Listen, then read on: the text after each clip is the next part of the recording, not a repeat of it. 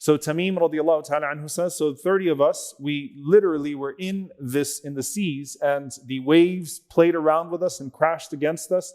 And we ended up on this small strip, this tiny island that none of us actually recognized after a month of being lost at sea. And he said that it was Hina Maghrib al-Shams, it was at the time of sunset that day that we arrived at this land. So we came out of our safina, we came out of our boat, and he mentions here, فَلَقِيَتْهُمْ دَابَةٌ أَهْلَبُ كَثِيرَةُ الشَّعْرِ, that they were encountered by a beast that was extremely hairy, that they had never seen anything like before. And they said, وَيْلَكِ مَا أَنْتِ. They said to the beast, woe to you, what are you? And so the beast responds and says, أَنَا جَسَّاسَةٌ انطَلِقُوا إِلَى هَذَا الرَّجُلِ فِي هَذَا الدَّيْرِ فَإِنَّهُ إِلَى خَبَرِكُمْ بِالْأَشْوَاقِ. He says that the beast said to us, I am al-Jassasa. Actually introduced itself as a Jassasa, which is why this is called Hadithul Jassasa, a beast, and it is a very particular beast that is extremely unique in how it looks. And it said, follow me and go to this land, or go to this area. And there was a dair, which is like a monastery, a temple. And there's a man that is waiting for you there, and he is eager to hear your news.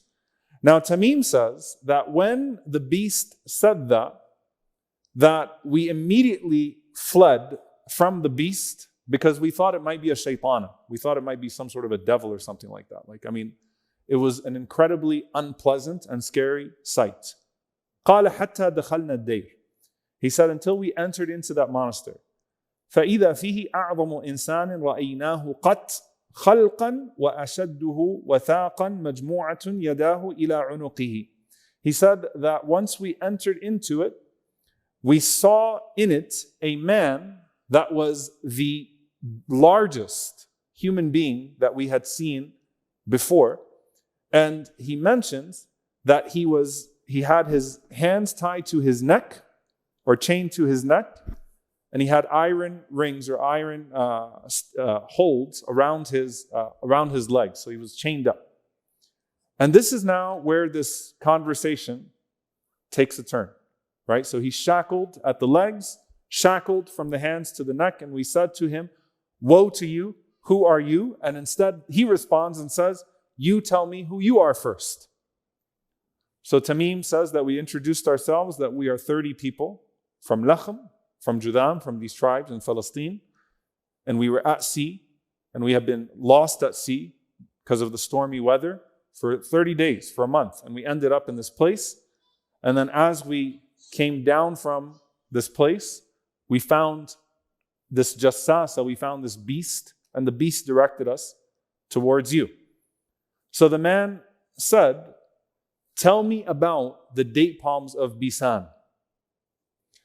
Bisan, and subhanAllah, all of these areas, by the way, are now either immediately part of occupied Palestine, or they're somewhere on the border of Jordan and Palestine. Okay? So the trees of Bisan were date palm trees. And so he said, why are you asking about these trees? It was a place where there was a popular, or there was an area where it was known to have dates.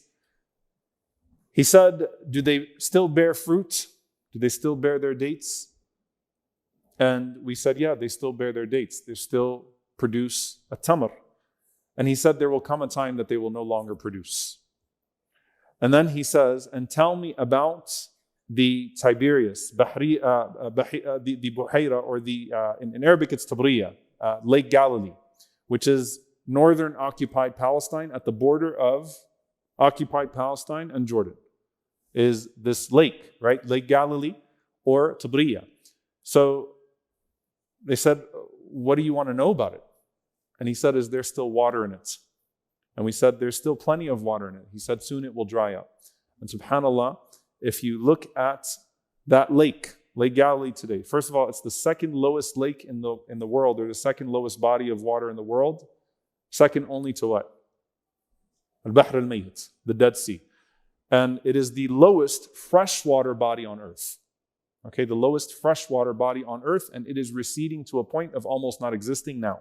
If you just go look up the ecology and you look up what is happening to it now, it is receding almost to a point of no existence. And so this man says to them that there will come a time that there will be no more water in it. It's going to dry up. So he's asking him what? About the signs of the Day of Judgment. And subhanAllah, both, the area of Bisan, by the way, there are no longer date palm trees over there. So the dates no longer grow there. The water recedes. And then he says, and tell me about an-Nabi al-Ummi. ماذا فعل? Tell me about the illiterate prophet. What has he done? Now Tamim was familiar with the story of the Prophet ﷺ at this point and intends to pursue the Prophet ﷺ at this point. So he tells him, he says that he left from Mecca and he settled in Yathrib. And the man asks him, are the Arabs fighting him? Are they fighting him or are they embracing him? And we said, they fought him. And he said, how does he deal with them? And so we told him that the Prophet ﷺ had overcome, he had overcame the Arabs that were around him, and they followed him. So at this point, the Prophet ﷺ was granted victory over them, because this is now at the end of the seerah of the Prophet ﷺ. So they had some battles back and forth, and some of the narrations are longer than others, by the way. So days of victory and days of defeat, which is the way that the prophets are, right? So you had Badr and you had Uhud and you had Khandaq and you had until Fatih Mecca, until the conquest of Mecca. But ultimately, that the Prophet ﷺ had overcome his enemies and that the Arabs have followed him. And so the man says, did they follow him? And we said, yes, they followed him. At this point now, they believe in him. And the man said that it's in their interest to follow him, affirming that it's in their interest to follow the Prophet ﷺ. So he said, now I will tell you who I am. And he says, I am al-Masih al-Dajjal. So he introduces himself to Tamim and this group of men. I am al-Masih al-Dajjal. And he says, soon I will leave this place. And when I am free to leave this place, I will travel the entirety of the earth in 40 nights and 40 days. And I will be permitted to reach every single part of it except for Tayyibah, except for Medina, Tayyibah, and Mecca. He said, every time I try to enter into them, I will be met by malaika, by angels that will be standing guard with their swords, and they will prevent me from entering into it. While that is being said, the Prophet ﷺ strikes his minbar and he says, هذه طيبة, هذه طيبة, هذه طيبة. This right here is طيبة, this right here is طيبة, this right here is طيبة. SubhanAllah, this hadith is, first of all, an incredible narration, because it is the only one where you have such a vivid description of a Dajjal by a companion that Allah subhanahu wa ta'ala allowed to see Dajjal in this form.